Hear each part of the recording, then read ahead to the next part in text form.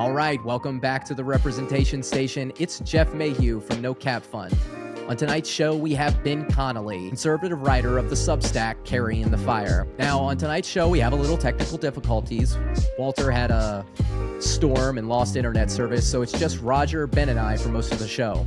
But don't worry, Walter gets his power back by the end of the show. Stick around to see what he has to say. So, without further ado, here we go. All right, we are live once again. It is Jeff Mayhugh here with the No Cap Fund Representation Station, Sphere of Power. We're still trying to sort this out. Today we've got a great guest, Ben Connolly, with us. This is what we're here for, right? Uncapping the House of Representatives. And Roger, thank you for reading that. If you could, why don't you go ahead and just introduce yourself to the audience tonight? Good evening, everyone. My name is Roger Scott. I am a CPA, but for my career, and I live in North Carolina. I'm coming to you tonight from Colorado, where I'm visiting my in-laws, and I've avoided all the storms in North Carolina. I feel like our own Congresses have been stealing from us for a century. By capping the House, I have much less representation than my grandfather had in 1918 when he was in the trenches in World War I.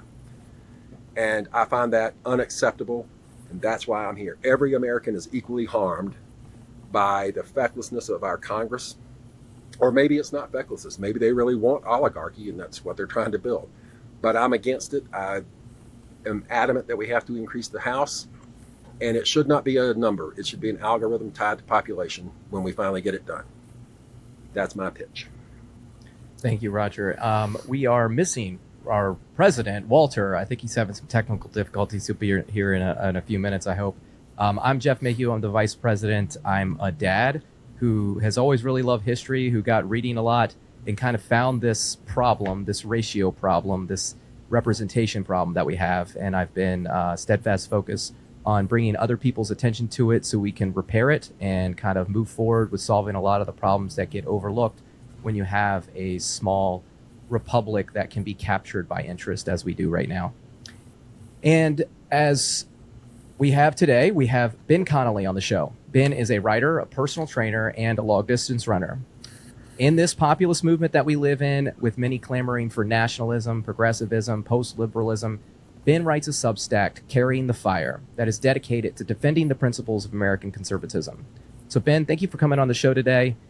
Let the people know, what are you here for? What are you passionate about? Well, thank you for having me. So yeah, as you said, I write on Substack. I have two Substacks. The original one that I started back in 2021 was and still is a small magazine.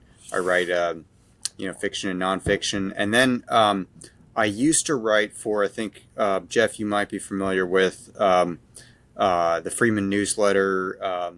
Justin Stapley and some other folks were doing that, and Justin had and still has a Substack called Self-Evident. Anyway, long story short, the Freeman newsletter back in the fall primarily was a publication dedicated to American constitutionalism, traditional conservatism, and I was one of the writers for them. And Justin decided to end the project at the end of the fall last year, and earlier this spring, in early March, I was growing increasingly dismayed with the state of modern discourse, and I thought that we need more voices doing what the Freeman newsletter was doing, which was expounding the principles of what used to simply be called conservatism. And today, it's more complicated ever since the rise of Trump.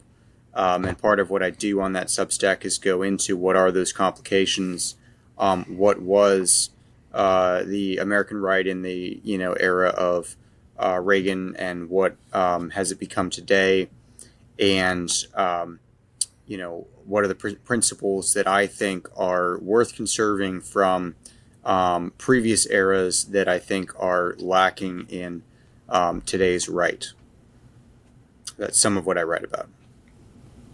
So first, yeah, I am familiar with Freeman newsletters. That's the first place I kind of wrote anything, and I think Justin just had another baby, so he's very busy. Obviously, I know what that can be like.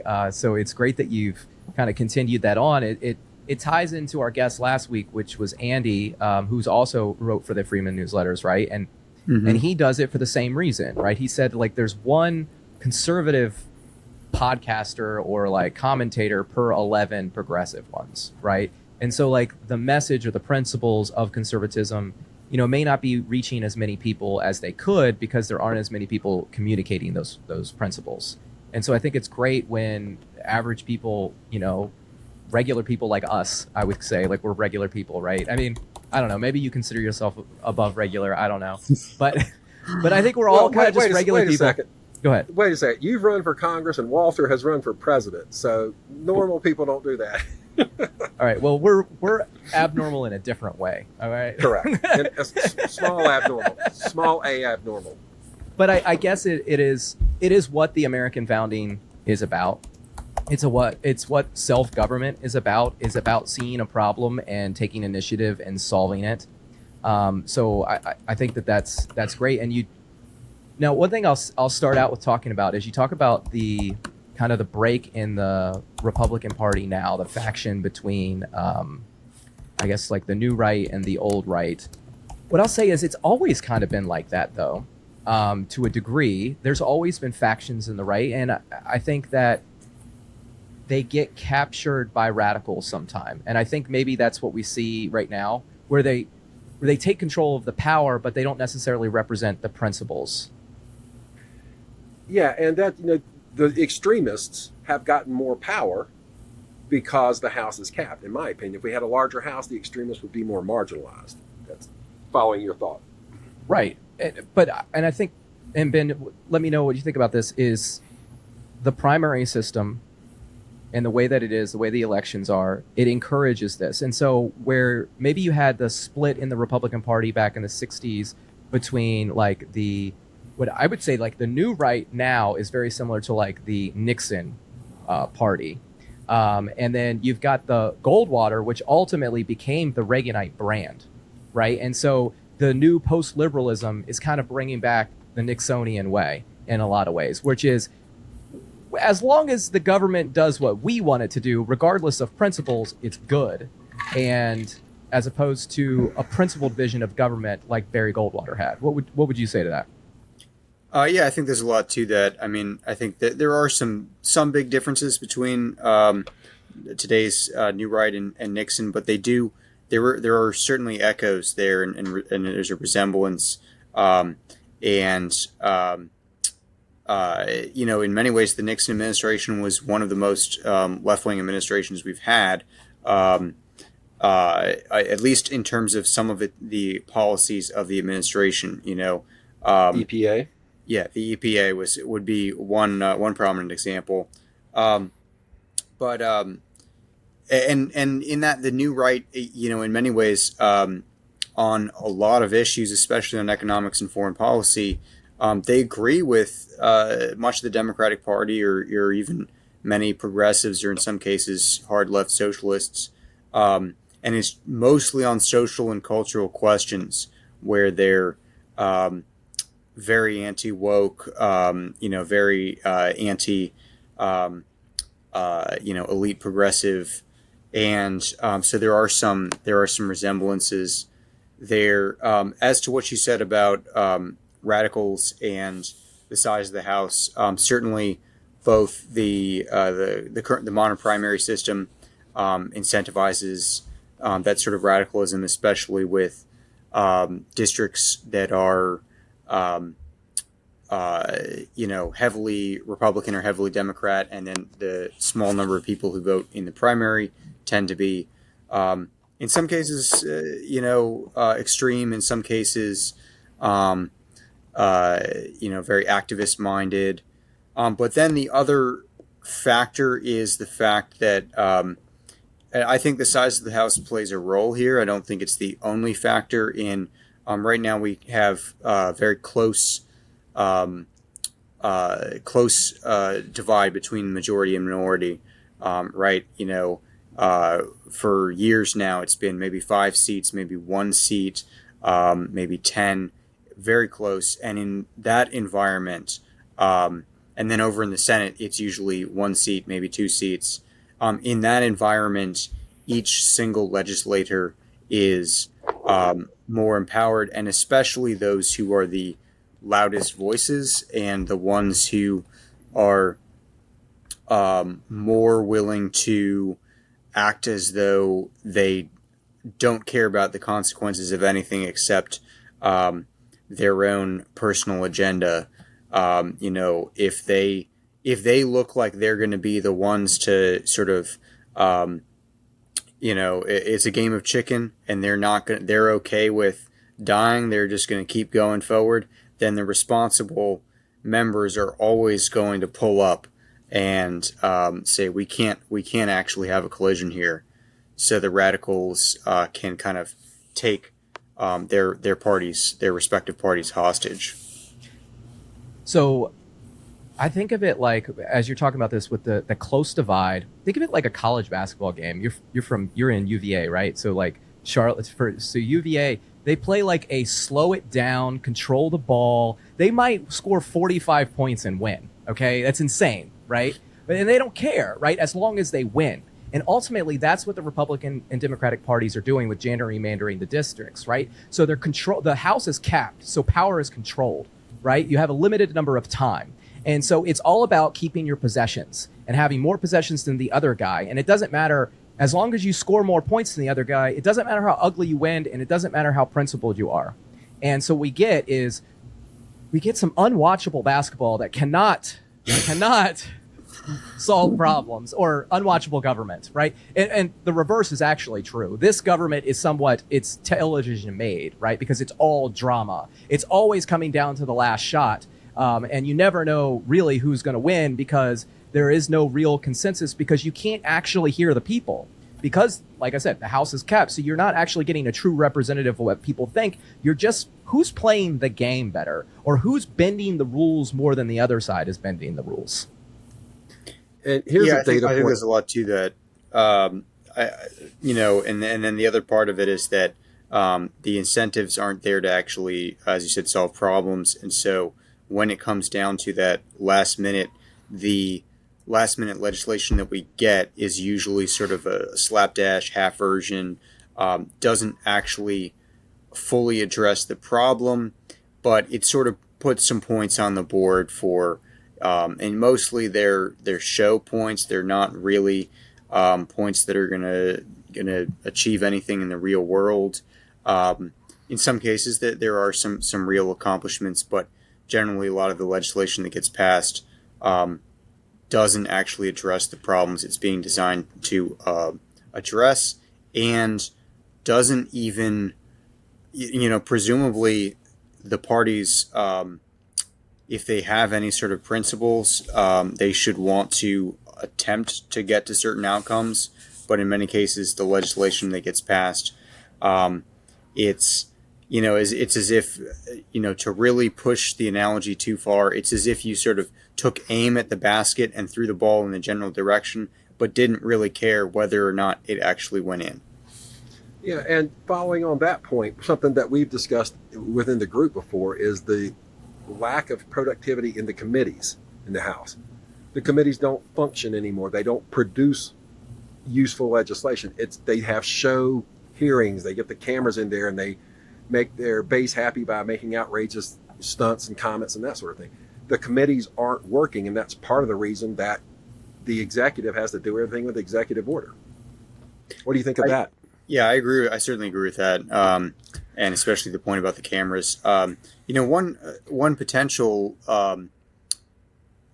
criticism that some people would raise, they would say, well, if you uncap the House, would that make the committees more or less productive? Like, if you had more people in the committees, does that actually slow things down, or would that create room for more deliberation? I don't know. I think it would depend on internal changes within the House and how the leadership dealt with the increase in the size of the House. Interesting. Could you expand a little? Because, yeah, I'd be interested to hear thoughts from outside of our bubble about how they would manage that growth and what changes would be required.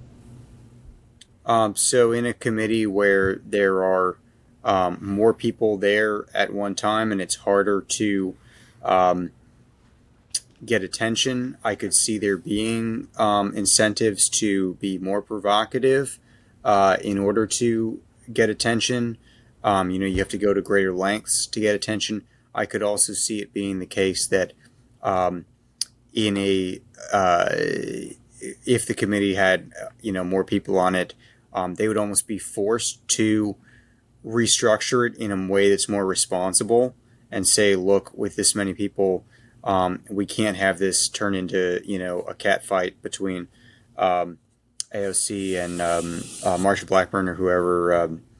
Not Marsha Blackburn. Taylor I'm Greene. blanking on her name. But we have to actually, enforce a little bit of discipline here. And so one would hope that would happen too. I think that's really a separate question. But I do think it's worth considering what the critics of uncapping the House would say. And I think that's one of the points they would bring up. So I would actually love to hear what somebody who criticizes uncapping the House, because it's funny, we don't actually ever hear from them. Very few people are like, no, I don't want to uncap the House, because I think that it's going to be a very hard argument to be against. I think, in politics, the way that somebody is against something is by not breathing air into the fire, right? And I think for a lot of people in power, this might be a fire that they're afraid to breathe air into. And it could be for two different reasons. It could be because they don't believe in it, or it could be because they don't understand how to manage the fire as it grows. And this would be one of the issues, is managing the growth of the House, restructuring the House, which I think, depending on the number that you do, is going to have to be done. We talked about, I think it was with Kosar a few weeks ago, about the speakership, the concentration of the speakership and how much power they have. And, we need to break that control in order to allow some of these committees to function properly. It already incentivizes radicals to be loud and obnoxious. Adding people to the committees, I don't think, is going to really change that, other than maybe dilute the radical voices if you add normal people in, which, in my theory, depending on the smaller you make the districts, the more opportunity you're going to have for like regular principled people to win office.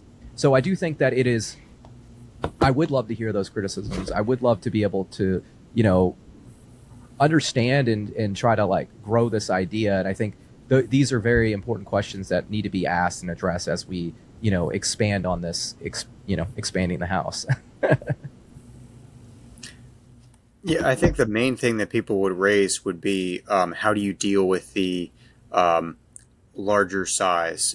How do you deal with deliberation at that size? And I don't think it's an unresolvable question, but I think that's the main thing that somebody who's like not sure would probably say.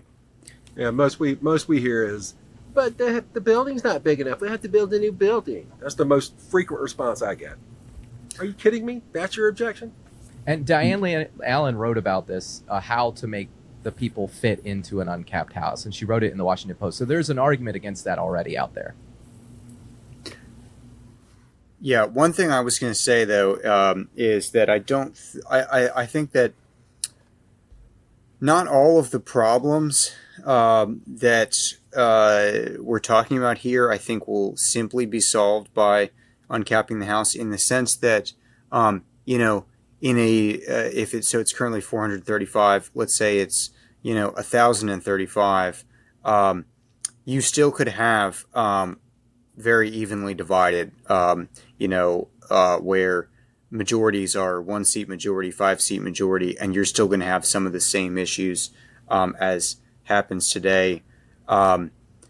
And I think that's still probably likely. We are still a fairly evenly divided nation, and there isn't one side that has a decisive majority, and that's why the presidency keeps flipping. So I think even in a larger House, you're still going to have close majorities. What you would need to do is think about what are other ways in which the larger size can dilute the effect of the radicals, such that potentially an evenly divided country with narrow majorities is an opportunity for bipartisanship, but that hasn't been how it's been working recently. Well, I would say Well, by uncapping the House, you expand the sphere of power and you create an opportunity for a third party to exist. Now, this doesn't 4, mean 5, 6. possibly, yes, but it Yes. doesn't mean that there has to be three parties. And it doesn't mean that either the Republican or Democratic Party would go away, although they might become something different. But I think what it would do is it would push the radicals out of that party and into the third party. Because right now, Yes. and that Remnant podcast from Jonah Goldberg at AEI with Chris Salworth, they talked about the partisanships and the primaries and how sometimes the people that win the primaries, they don't really believe in their party. They don't even like their party. They just hate the other guy more, right? So you've got like this person that hates the people that they represent. You know, they don't even really want to represent them. It's all just a game for power. It's just their way to get in the door, right? And by shutting, and I think this is the mistake that at some point I have to imagine the Republican Democratic parties made a conscious decision, knowing that the House was capped, to pass legislation through the House and everything, or states, to limit the opportunity for third parties. And I think what they failed to recognize was that it was going to push all the radicals into their party and they were going to lose control of their parties. And I think that's ultimately what happened. So by expanding the House, and as Walter would say, you're releasing steam. You're letting all those radicals that want power, to want a voice, you're giving them a place to go that's not your party anymore. So now you still have that divide in the House, and you can have two things. You can have either all the radicals in a third party that have really no power, and it pushes the right and the left together to make compromises and pass legislation that moves the country forward. And you'll probably have some of those outside people, the third party people, be the ones that are the bridge, right? They'll come to the middle because they want to get something done, right? It's coalition government. Yep. And if you look at the House before the House was capped, there was always multiple parties. But once it's been capped, it's just been the Republican and the Democratic Party. And I think, again, it's like the basketball, you know, like the shot clock, right? If you put a shot clock, if you change the rule, it increases the chance that you're going to have more points, right? If you expand the sphere of power, it's going to increase the chance that you're going to have more different voices in power. Right. And that's one of my things. I would like to see more than three parties. I would like to see 4 or 5. And in that way, for example, the Green Party could actually win a few seats in Madison, Wisconsin, or Berkeley, and Libertarians could actually win seats in Oklahoma and Idaho. And the extremists would kind of bleed off to those. And I guess my point is, if there isn't a durable majority, if a durable majority is elusive, then perhaps they'd spend more time fighting for the citizens and less time fighting for the majority. So Jeff, you raise a good point that before the 20th century, there would be these, the Populist Party would have some seats, and there would be other, at one time you had the Whigs and the Republicans kind of competing for the same space, and that was the 1850s was the last time where we had, as the Whigs were collapsing and the Republican Party was coalescing. That was the last time we had, really three parties, although there have been sort of splinterings within the Democrats and the Republicans at times since then, the Progressive Party and whatnot. I do still think that with first past the post elections and the structure of our Constitution being different than the structure of European parliamentary systems, you're never going to really have the same sort of multi-party system that you see in parliamentary systems. It will still be dominated, I would guess, most of the time by two major parties, but you could see something akin to, earlier in our history, the Bull Moose Party the Progressive Party, which were really the same thing, the Populist Party, which was also some sort of the same thing, being acting as a force upon the other two parties, forcing the other two parties to move in one direction or another. And I think it would be interesting. I think, yeah, certainly, if you uncap the House, if you have smaller districts, you could see the Green Party winning a few. You could see the Libertarians. I don't really think, at least in the near future, that you would have a really sizable Libertarian Party coalition or Green Party coalition, because they are still smaller minority parties. But you could also see more quote independent members like Angus King or Bernie Sanders, or technically Lisa Murkowski, who ran as an independent and then won back her seat. Yes. Here's a data point I'd like to get Ben's thoughts on. Walter and I have talked about this. Whatever your perception of Congress, the approval rate you give Congress, and this is for the listeners, think about what you read in the news and you hear about the approval rate is very low, 20%, 18%. Do you know the rate at which members of Congress win re-election? The rate is 95%. So they're wildly unpopular, but we keep sending them back, and it's all about the tribe. Well, that's because most people would say that they rate Congress very low and their congressman or congresswoman very high. So most people tend to like the person that represents them, or at least like them better than the alternatives. And similar to the way that most people, if you poll them, will say health insurance is terrible in America.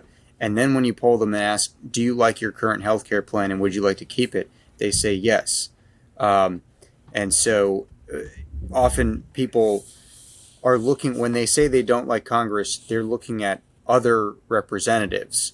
And in some cases, it's the people the radicals who get attention and get into the news. And of course, if you don't like them, and they don't represent you, then you're going to be upset by them. And in other cases, it's the fact that, if you're a Republican, you may not like the fact that the Democrats have close to a majority. If you're a Democrat, you may not like the fact that Republicans have a majority. And so you'll say that you disapprove, but you're disapproving of other people's choices. You're not necessarily disapproving of your own congressman. And this is because Americans and people in general vote on their emotions rather than voting on data. If they vote on data, they might come to a different conclusion. Well, we're emotional creatures, Roger. Most people are. Yeah. And so, but another point to that is I say that those polls are kind of misleading. So there's another poll out there that says that just 37% of Americans recognize who their representative is, right? And think of all the redistricting, think of the gerrymandering, it is hard to keep track. I mean, this was one of the first things I learned when I got into politics. I was knocking doors for the Youngkin campaign, and my first question to people was, because they don't actually give you anything to talk to these people at the door. They just say, hey, go knock on the door and see if they're going to vote for this guy. They're just trying to count the votes. That's all it really is. And so when you knock on the door, I feel awkward just asking this. So I'm like, what do you think's wrong with our government? The number one answer is Congress. So my next question was, do you know who your representative is? Almost nobody knew who the representative was, but I guarantee you, if you said, do you support this guy, and that person had an R or a D next to the name, and they voted R or D, they would say, yes, I support this guy, right? So people aren't really thinking these things through. They're not really, and the pollers most likely are not asking all of the appropriate questions to get accurate information because they have a limited scope. My Youngkin profiles had 3 questions, which was like, are you going to support Glenn Youngkin for re-election? Do you support mail-in balloting? And there was one more, I can't remember it. And that's why even in 2021, when he ran, I knew that Republicans were going to support mail-in ballots because I had already done the surveys at the doors, and it was pretty easy that people like making their lives easier. And if they can vote from home, they will vote for home. So the GOP embraced it just as much as Democrats embraced it, despite how much they also use it as the boogeyman for why the election is stolen.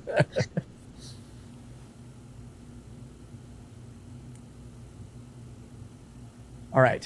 So let's get into when we talked on Saturday. It feels like an eternity ago, Ben. It's been a long day. I have lots of kids. So we spoke about economic liberty. Two things that I want to talk about: economic liberty and personal responsibility. I think both of these things kind of go hand in hand. But I wanted to get your take on it. There's an article on your website where you kind of write about the three stools of conservatism. And you mention I believe it's economic liberty in there. I've got my notes here. Hold on. I had my notes here. Hold on.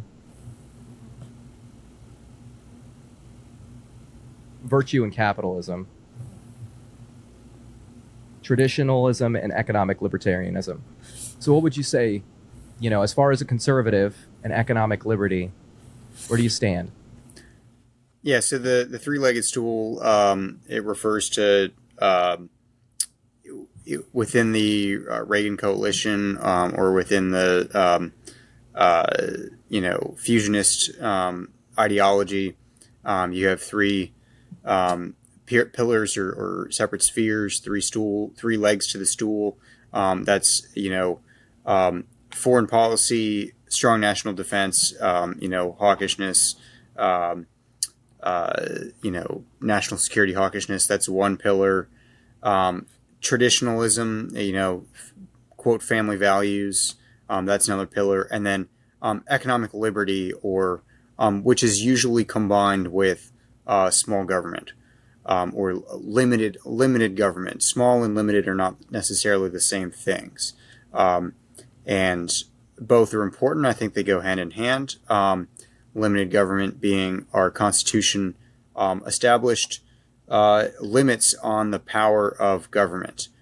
So setting aside the question of what the size of the government is, the Constitution is designed to constrain that power in certain ways, in part by dividing it up among the branches and then between the federal and state governments.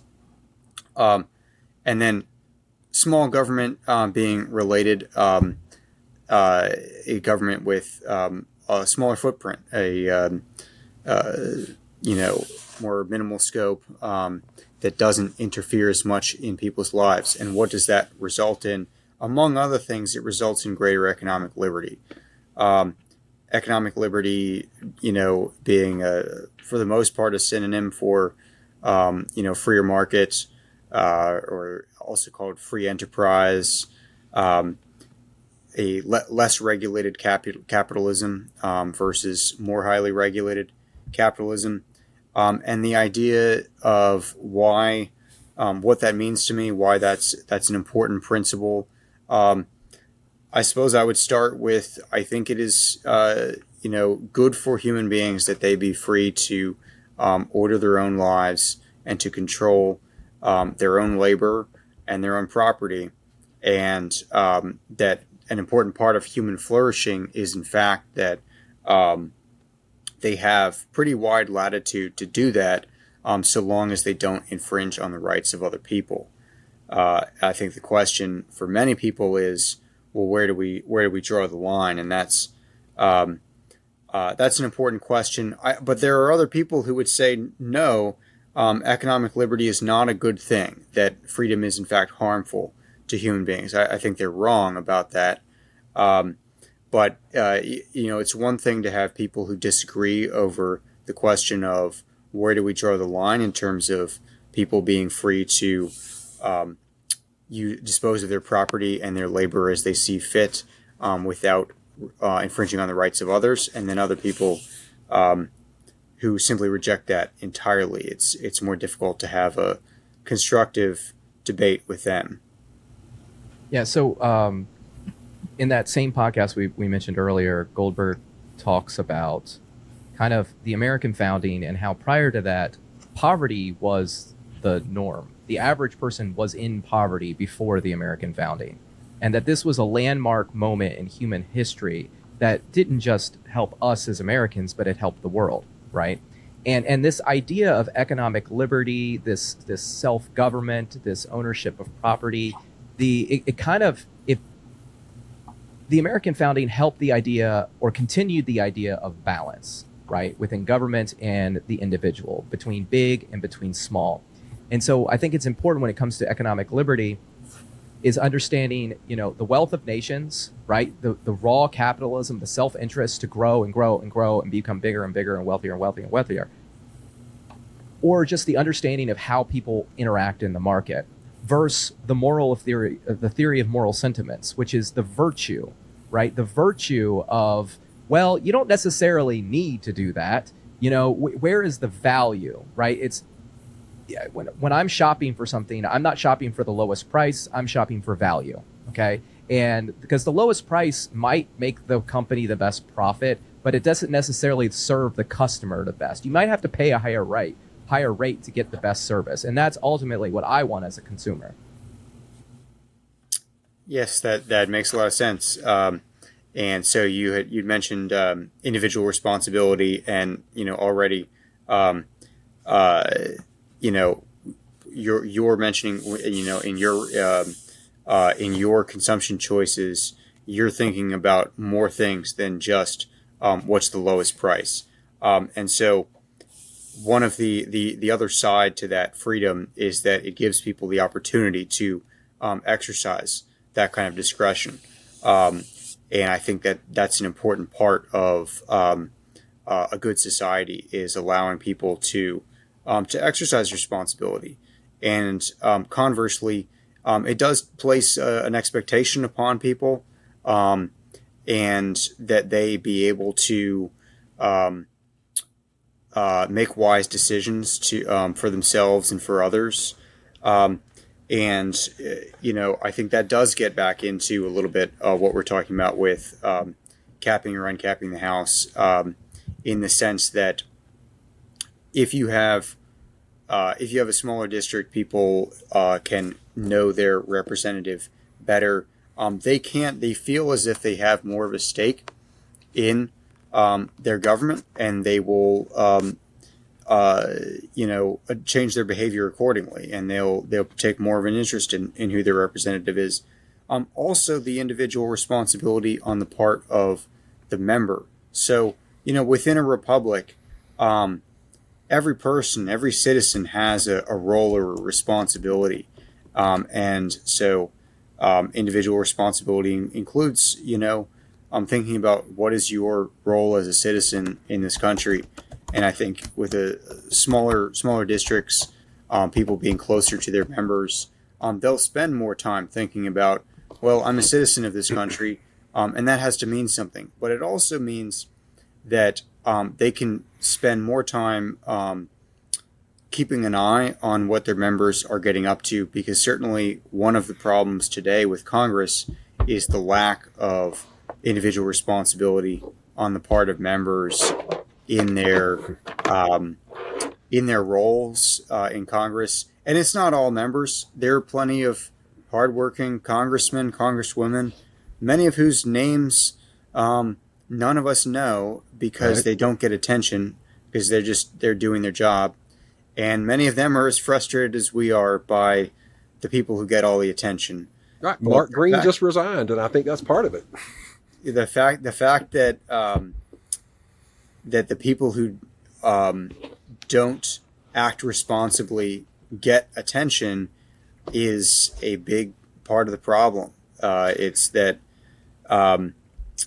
what are we incentivizing with our attention? We're actually incentivizing the people to act like idiots, because they know they're going to get reelected at a rate of 95%, and they know that they're going to get donations. Yep. If Marjorie Taylor Greene says something stupid, and AOC says something stupid, and Paul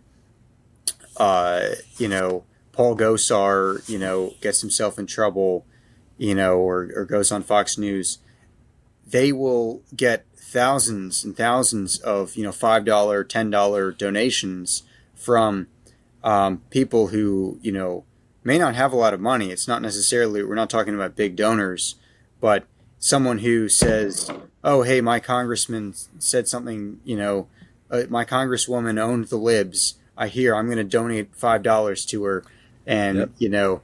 um, those dollars add up, and those Congress people, sadly, they do know what they're doing, and they're succeeding in fundraising and winning re-election on the basis of that attention. Yeah, and I think a lot of that comes down to, I mean, it's a little bit of both, right? Because in order to break through the gerrymander district, you have to have this, you almost have to be a radical to gain attention because the odds are stacked against you. Now, if you can play this, and I think this is what George Santos's like idea was. He was like, look, if I can just get in the House, if I can just do anything I can to get in the House, then it's my job forever. Because now the Republican Party has to back me because they have a slim majority. They need me, and I took over a Democratic district, or I took over this Republicans district, right? So it incentivizes people to be loud and brash and irresponsibles to gain the power, and then the powers at B, the Republican and Democratic parties, are almost locked into defending these people, which then pushes your parties further and further radical as opposed to more and more like rational. I want to go back for a second to some of the points Ben was making earlier. We talked about economic libertarianism, economic liberty, the power to make your own. I remember a piece on the radio more than 10 years ago, so it's quite dated. But the piece talked about what country in the world has the highest rate of entrepreneurship. Okay? One might think America, but it's not. At that time, the country with the highest rate was Norway. Right? Why would Norway have so many entrepreneurs? Well, the argument made by the analyst who was speaking in this piece was Norway has a more robust safety net. The downside of failure when you start a company in Norway is a lot less drastic than when you start a company in the U.S. Because if you fail, you fall all the way down. In Norway, if you fail, you don't fall to the bottom. You don't go into poverty, right? You're able to get a job and keep moving forward. So I'd like to hear Ben's thoughts specifically about how an improved safety net might improve people's ability to take control of their own economic future. Yeah, so a couple of thoughts. The first is that people sometimes look to the Scandinavian countries and say, hey, democratic socialism works. But the truth is that countries like Norway and Sweden, they have a robust safety net, but they're actually otherwise fairly free market in terms of lower amounts of regulation. There's some industrial policy, but there's actually, in many cases, less government involvement in the economy, even than in the U.S., or at least certain parts of the U.S. Mm-hmm. On some indices of economic liberty, some of those countries score higher than the United States. Yes. The other comment that I would say I don't agree with was that in Norway, if you fail, you can get back up, and in America, you can't. I don't know enough about Norwegian bankruptcy law to comment on that, other than to say that they don't have the same bankruptcy system that we do, and I'm almost certain that their bankruptcy system is not as forgiving nor as designed to help businesses get back on their feet as ours is. Generally, we do have a bankruptcy system, and most people think about the social safety net, but I think if we're talking about you're taking a risk in terms of starting a business, whether that's a small business or you're going to be putting out an initial public offering or whatever, really what's going to get you back on your feet is the ability to go through a bankruptcy that allows you. So if you go under, you take on too much debt and you can't pay it back.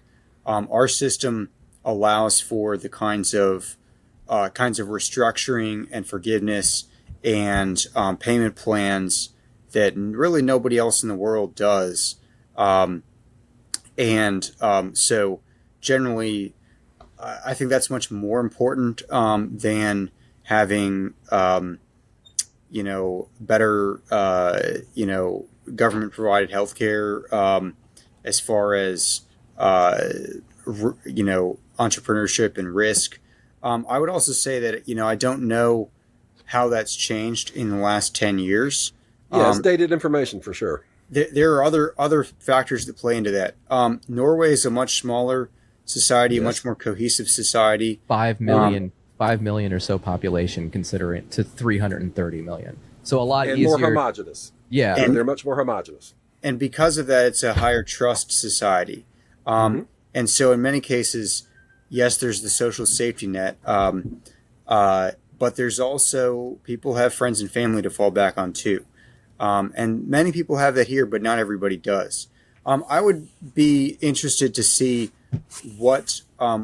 how those statistics have changed in the last 10 years, because certainly things have dramatically changed in the last 10 years in terms of the American economy and the European economies, and in the sense that America's left Europe in the dust, and really all of Europe is, with the exception of maybe Switzerland, with the exception of Switzerland, all of Europe is actually somewhat poor compared to even poor parts of the United States. And so, I think there certainly may be still high rates of entrepreneurship in Norway, but depending on where you are in the United States, there's remarkably high levels of entrepreneurship. Also, 10 years ago, if we're talking, say, 12 or 13 years ago, we're still heels of the Great Recession, and a lot of people are more cautious.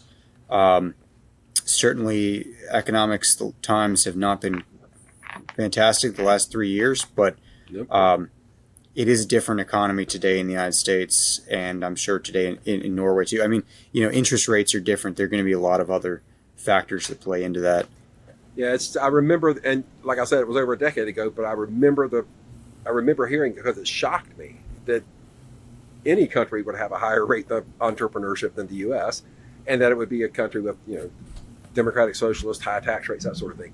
So it was a shocking statistic at the time, and I would likely be shocked by the current statistic if I took the time to look it up. I just remember this thing, and it shocked me. So yeah, I think one other thing to go into that is maybe not necessarily, maybe you're not worried that you're going to fail and you need a safety net. Maybe the price of entry is too high for people. And I think, as a small business owner and somebody that has gone through the process, I remember when I started my business at 19 years old, and I wanted to apply for a small business loan. And in order to apply for a small business loan, I had to have 3 years of tax returns for my business. And I had to have, I think, like $500,000 in revenue. And I thought to myself, well, how the heck am I supposed to get started? Where, I think I thought it was for I think the loan at the time was it had startup in the name of it, or beginning or something in it. And I just thought, you're not starting, you're 3 years in, eventually I went through I did it, right? I got there, but it was shocking to me. And I think if you're going to be an entrepreneur, you need to understand this. You need to understand that there's a high cost entry. Probably need to, that's why I think so many Americans are, quote, on the side hustle, right? They're trying to make their business on the side, build it to a certain level so they can transition and they can have those and get the loan that they need. Yeah, right. Everybody, right? And you're muted, Roger.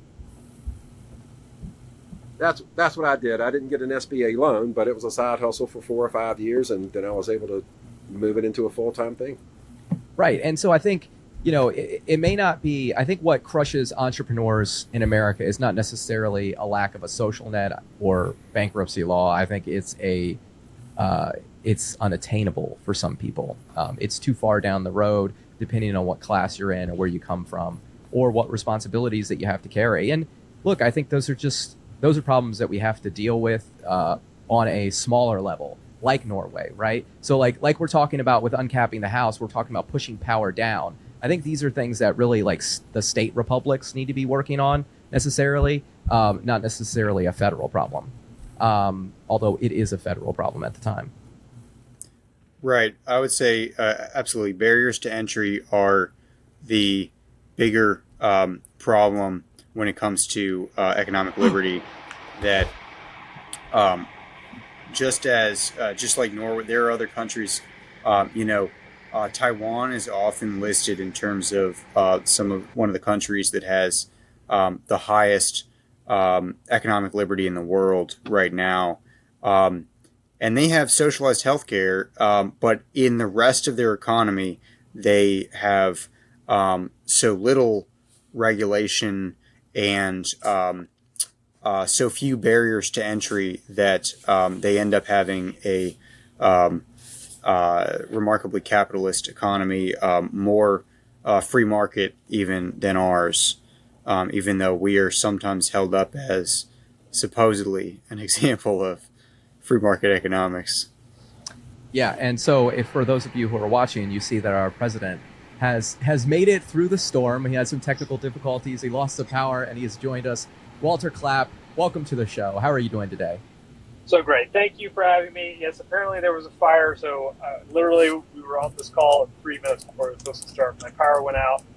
I don't have a phone, so I'm currently running on a generator, and hopefully the generator has enough fuel to get us through the show. Ben, I have been watching, and I'm excited about what y'all been talking about. I just couldn't resist. I had to jump on because what small businesses need is more representation. That's true. So, they need more representation. So I've got two examples. So I've got a client of mine who is a large contractor, probably makes $15 to $20 million a year, and so not a small business, right? Cannot get a meeting with his representative, right? Because he hasn't paid to play, because he hasn't made the right donations, whatever. I'm sure he could buy a $5,000 ticket to a dinner, right, to have that conversation. Or But he if shouldn't has have connections. But he shouldn't have to. And just calling doesn't work, right? And he doesn't have access to really even staffers. There's not like a good way to navigate. Like, hey, I have this complicated problem because as a contractor, I interact with federal law, with local laws, and frankly, we have this myriad of problematic regulatory regimes from bureaucratic bloat, and let's focus on drilling down to this specific thing. And it's not possible because the representatives are spread too thin. Going back to the committee work, which you all were talking about, we need more expertise in Congress. This is my firm belief that presently the expertise, the experts reside in the executive branch. And so, in the House, you don't have experts to resolve these complex issues. We live in a highly specialized world and environment where it takes highly specialized people to solve these problems. And so we really need more specialists in Congress. Some of our other guests would say, well, that could be in staff. I think it should be in our representatives. But certainly having them in staff in at-will positions would be much, much better. And, if they're going to, well, hold on real quick. If they're going to hire the right specialized people, they need to at least have a foundation in that. So you still need highly specialized people to hire highly specialized people. Otherwise, you hire the wrong people. Yeah, no, it's kind of a chicken and egg problem. And, when I was on House Energy and Commerce Oversight Committee, we were overseeing nuclear stuff, right? So, do we have a nuclear physicist on staff? And no, we didn't. Right? Is the answer to that question. And but we needed one, right? I mean, I think if you're going to be overseeing the nuclear program, we need to have nuclear physicists in Congress, right? That needs to be a thing, or at least on staff. So, and I think this transitions to hey, do you know how many nuclear startups there are in the U.S.? And when was the last time we got an approval for anything? Mm-hmm. There are a lot, and the answer is we haven't had an approval, really. And so, this goes all the way from screen printing, all the way back up. But regardless of where America sits, I think it would be safe for me to say that a small business interacting with the SBA versus their congressman or woman's office, right? like those are just two different paradigms. Where in the latter one, you're going to have more economic success for folks, and you have a centralization of tools, right, that can help cut through red tape that is somewhat inevitable, and relieve pressure. Absolutely, as Jeff said, I always say, uncapping the House is a relief valve to relieve pressure from the judicial branch, right? Because we're basically putting all of our trust there, for all of our business disputes, right? And saying, hey, actually, let's fix some of these issues on the front end, or instead of going through years of litigation between private industry and the federal government and the regulatory morass, like, okay, if I could just talk to my congressman or woman in the next bill that's actually a bill that's readable, I can add a rider that fixes this issue, right? Those are imminently achievable results in an uncapped House, which would truly drive economic prosperity. And it comes down, I think, to both specialization, but then a reaggregation of those specializations into generalizations, right? Like what the function of a representative is to take, I think, especially in the federal House, is to take all of these areas of specialty, right, and then distill it for their constituents and educate them, right, about, here's how you start a business. Here's how if you got to go through bankruptcy, right? Here's the list of lawyers in our district, and here's what you can expect. And I think those services should be regionally based rather than having one federal program to address education or social safety net issues.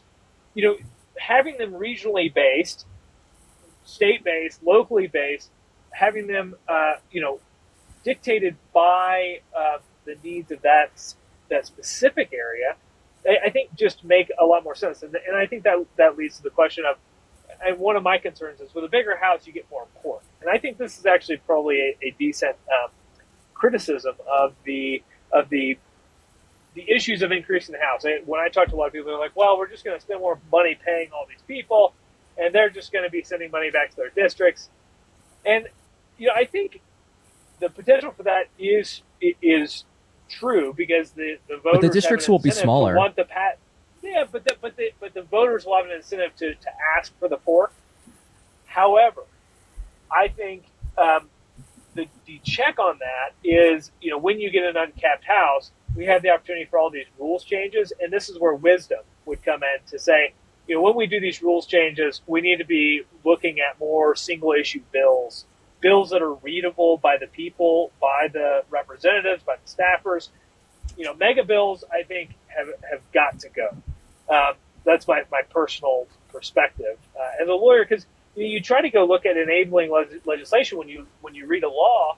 It's like, oh, okay, we'll go to page 3,000 or 300 of some giant bill that has nothing to do with this this issue, and they just slipped it in, right? All these things just get slipped in. An example of this. So go ahead. So that goes into what Andy was talking about last week, the BBBs, right? Yeah. These omnibus bills, Yeah. and it goes to something that Ben said earlier. He said small government and limited government are not necessarily the same thing, right? And I think the argument that we make here is that because you have a small legislative body, you get a big government.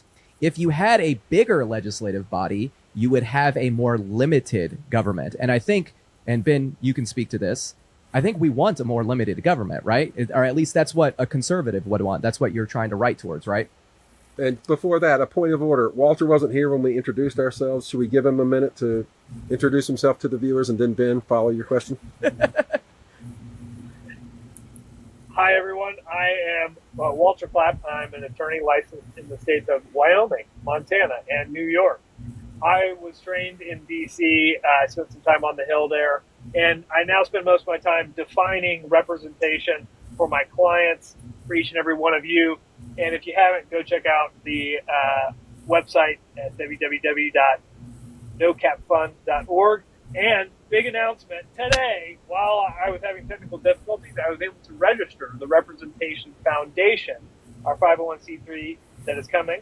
And so for all of you folks who would like to make a tax deductible contribution, be looking out for a notice when we get that clearance from the lovely regulatory body known as the IRS. Okay, back to Thank y'all. you, Walter, and thank you for your patience, Ben. Well, congratulations.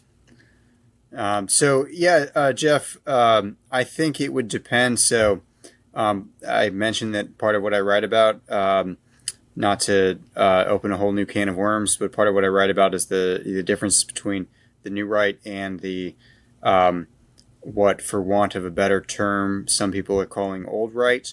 One of the primary differences, not the only one, but one of the primary ones is that they don't want a limited government. They see that as part of the problem. They're in favor of a stronger, more powerful central government, and they see limits on power, constraints on power, as being standing in the way of getting important things done. And so, well, yes, I would say they aren't conservative. I would say, but these days it's difficult. What we could spend an hour defining what does the word conservative mean. At least in the way I use it, I don't define the new right as conservative. And I would say, yes, a conservative is interested in limiting power. And yes, in a larger house, there would be a dilution of, part of the point of Congress. What it's there for is to deliberate, to talk. And so having a larger body of individuals who represent smaller groups, constituencies, all having a larger debate, that will have a diluting effect, and it will, in some cases, slow things down, and it will necessarily place certain structural limitations on the abuse of power. By itself isn't the only thing, the only factor there, but it will have a limiting effect that I think would be healthy. Yeah, and back to what Walter was talking about just a little bit, and we've talked about it on the show before, because the House is capped, because it's difficult to reach a representative, a lot of your representation is brought to you by the media, right? And so the media has this very large influence that maybe wasn't intended. I mean, the media has always had an influence, don't get me wrong, but maybe not as much as they do now.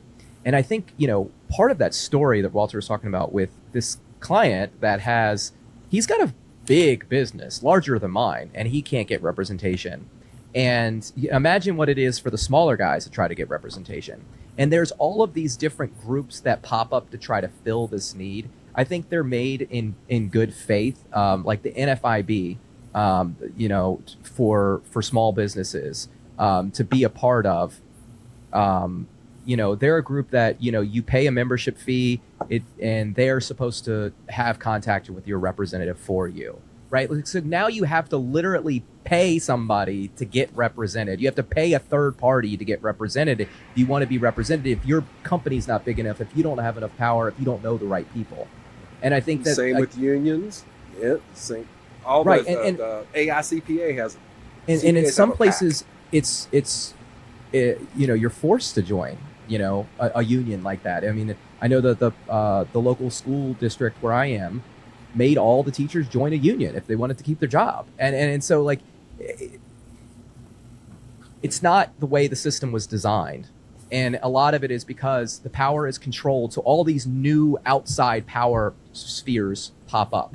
And these outside power spheres don't necessarily operate in the same way that our legislature should operate.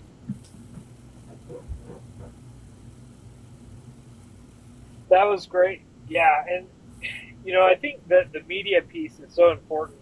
I think Andrew Yang talked about, how local journalism is, vital to a functioning democracy. And, we can all, I think, acknowledge that local journalism and also, primetime journalism, they are all going through, I'll call them gyrations, right? They're changes afoot, and Going through some things. some of it is resulting from COVID. Some of it is resulting from the natural progression of technology, social media, Google search, and now AI, which I think is another topic we're planning to cover. And I don't need to jump ahead, but I think AI presents a tremendous tool for representation or for representatives to better serve their constituents. I think it also potentially poses threats to trust and the eroding trust situation that is already afoot. And so I view uncapping the House as fundamental to restoring trust in the education pathways, and by basically making the House of Representatives a primary source again, right, and the media as a secondary source, right, a check, right, so they kind of have their own algorithms for verifying information that is distinct from a House member, and that House member should be they should be the primary source of information, as it was prior to World War One. And in that landscape, I imagine there are going to be competing models of AI, in the private side, on the government side, these different giant corporations, but locking in on rebuilding trust in this situation, we have to acknowledge it. This is probably one of the most difficult problems that has faced America or modern civilization, right? The precipitous decline of trust has to be addressed, and I think that especially in the face of AI, it's forcing this issue, and the only way that makes sense to me is through this idea of representation, right? That through a numbers game, you can find a way to trust people and trust information streams again, and it's just going to be a fascinating thing to watch play out, and I'm hopeful, and I would love to talk with Andrew Yang about his view of local journalism, and this kind of goes back to this idea of universal basic income, which was Andrew Yang got famous on, and I think Roger kind of touches on your idea of social safety nets in a capitalist environment.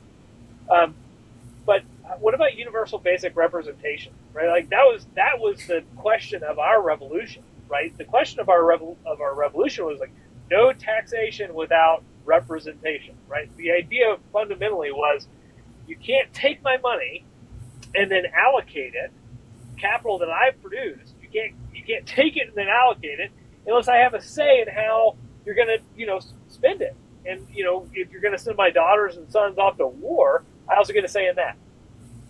And so bringing, I think, the issue back, to this fundamental point and putting people's feet to the fire on this singular issue, like that's how we've got to, proceed through this. Is we got to get Andrew Yang to say, why haven't you commented on this? Where is your public statement on this?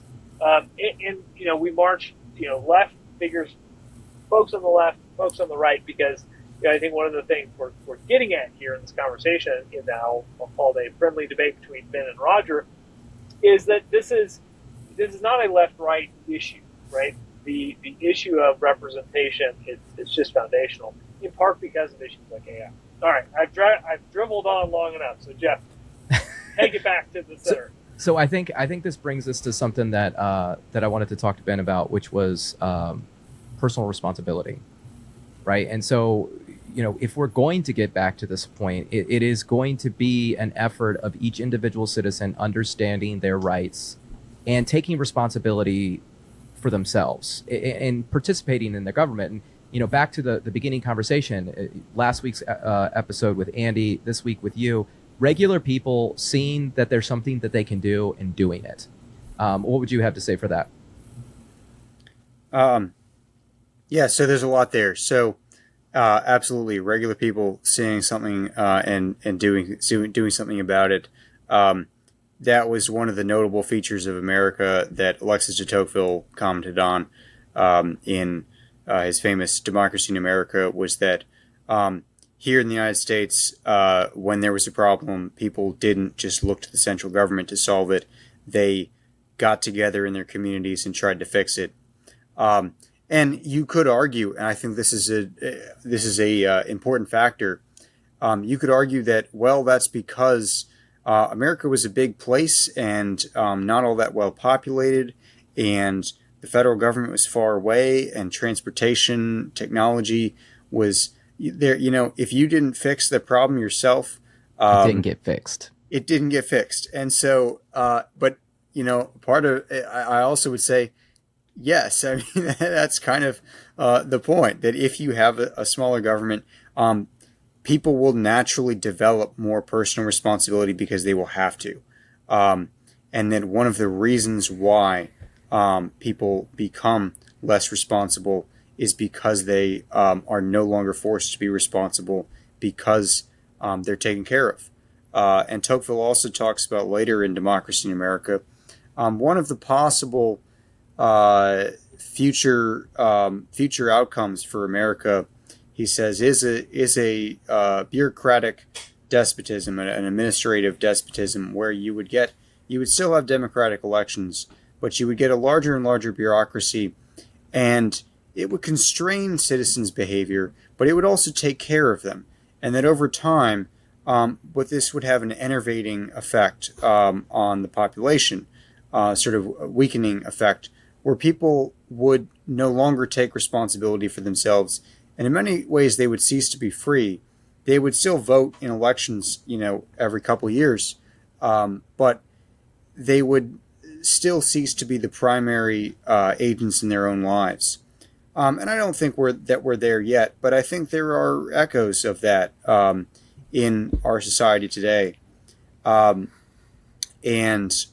you know, one thing that I've been thinking about throughout this conversation is that, and in a way that personal responsibility plays onto the issue of uncapping the House, is that uncapping the House, it can help, but it isn't going to solve everything, because in part, if we have such a lack of personal responsibility in this country, that we, even in a larger House, continue to vote in unscrupulous representatives, not that all of them are unscrupulous, but that some of them are, we still could end up with just a larger version of the same problem we currently have.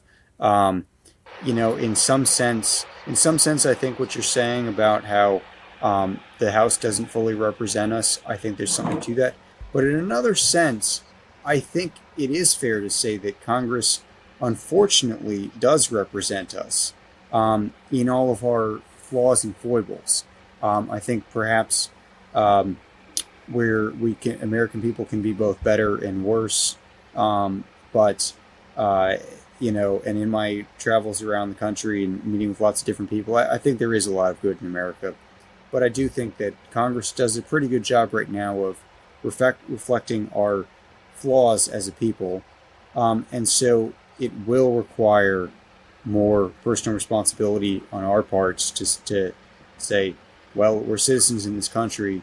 That should mean something to us. It means that we have a say in our own government, that this is self-government, meaning the primary question posed by America is, how do we as a people govern ourselves? How do we as a society govern ourselves? Other societies did not ask that question of their people. You had somebody at the top or a group of people at the top, and they said how things went. And in America, it's us. We have to figure out how to govern ourselves. And Jeff has a house term will for help. that. Yeah, Jeff has a term for what you've been describing. Learned helplessness. Take it, Jeff. Yeah. Well, so it goes back to so I have a book podcast that I do called What the Book, right? And last season we read A Brave New World, right? And these are people that were conditioned into comfort, okay? And they lost their ability to take care of themselves. And you know, I think you know, to bring it back to this, we've got this concentrated power. Okay, another book that we read, and one of my favorites, is by Orson Scott Card. It's Ender's Game. Have you ever read that, Ben? I've not read Ender's Game. I've read Brave New World. Okay, so Ender's Game is it was made into a movie. It's a fantastic series, and the human race is attacked by these creatures called the buggers, and they're very difficult to defeat because they're a very centralized authority. They're basically like an ant.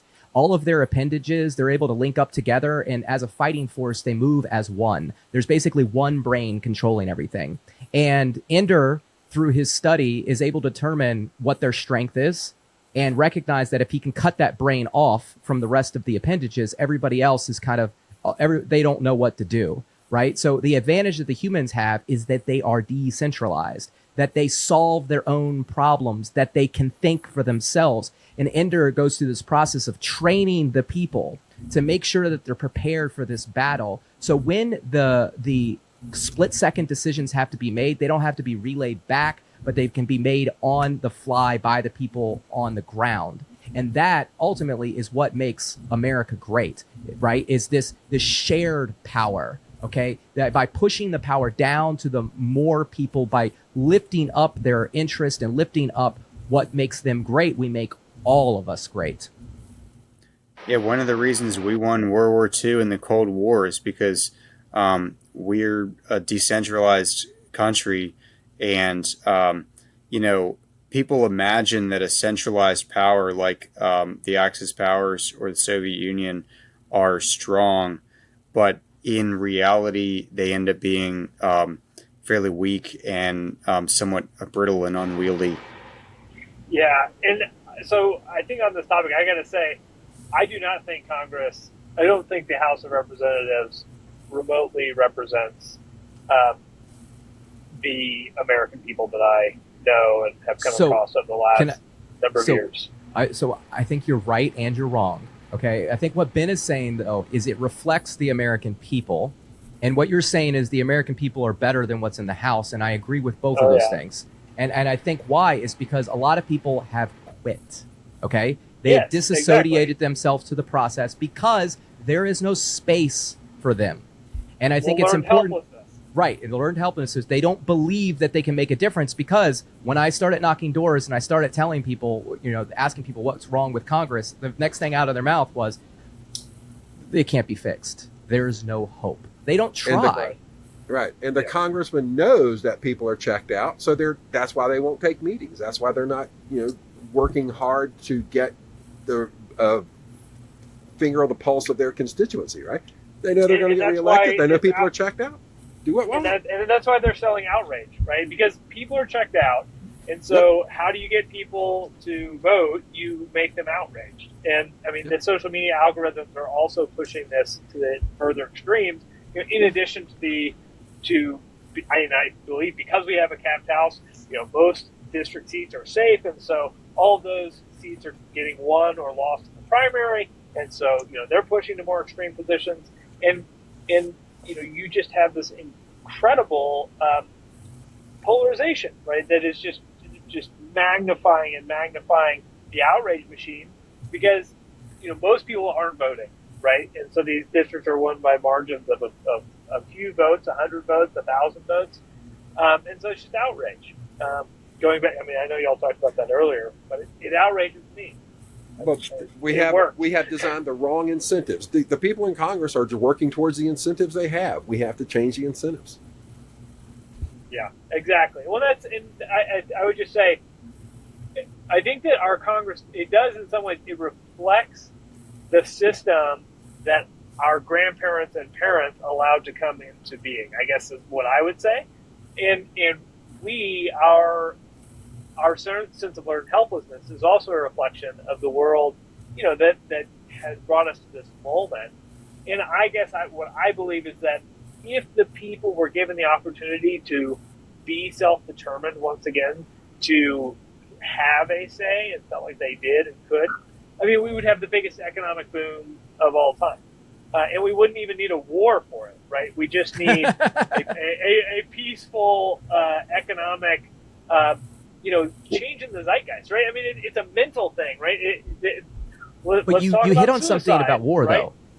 You hit on something about war that coincides with this, is that war sometimes gives new factions power. And I think by expanding the House, you're giving new factions power. And when you give new factions power, you create opportunity. And I And think the war that is happening now. We're in the well, war.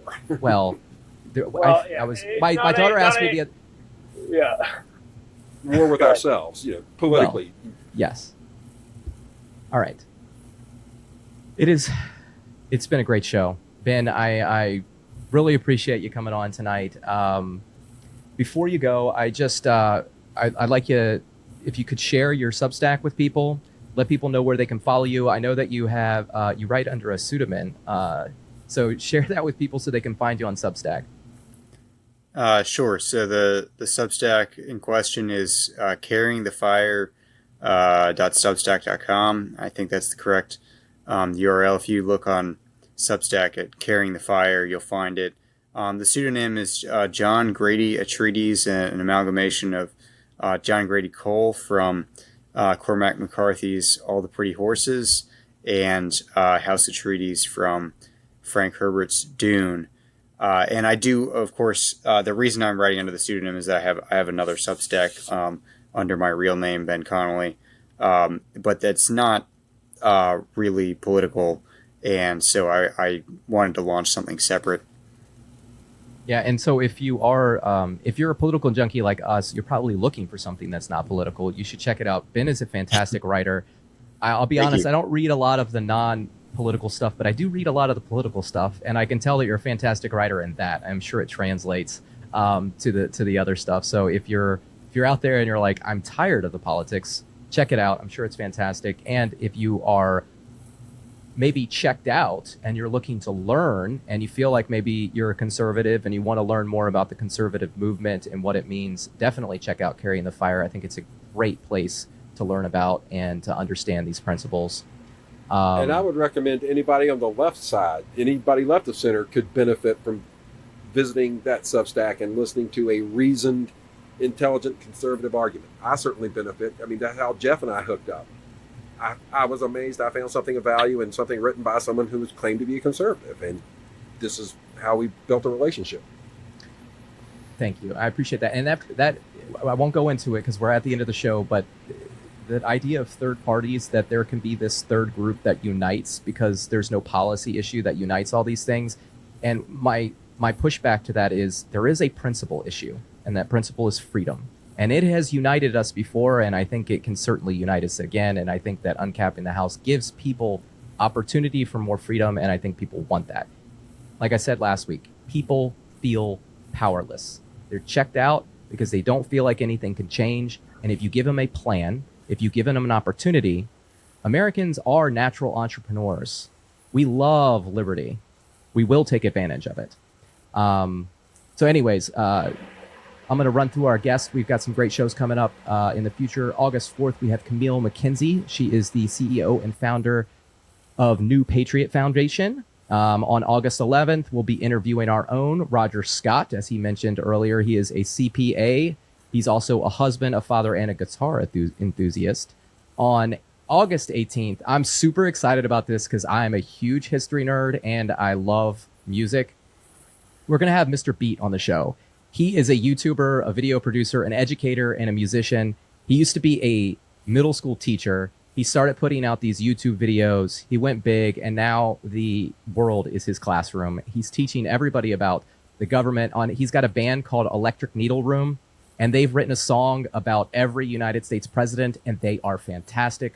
Walter, I brought up possibly writing like the Madisonian version of Hamilton. You know, he told me he doesn't like musicals, which baffled me because I know, but I think I got him. We'll talk about it on the show, but I think I got him. I think he wants to do it now.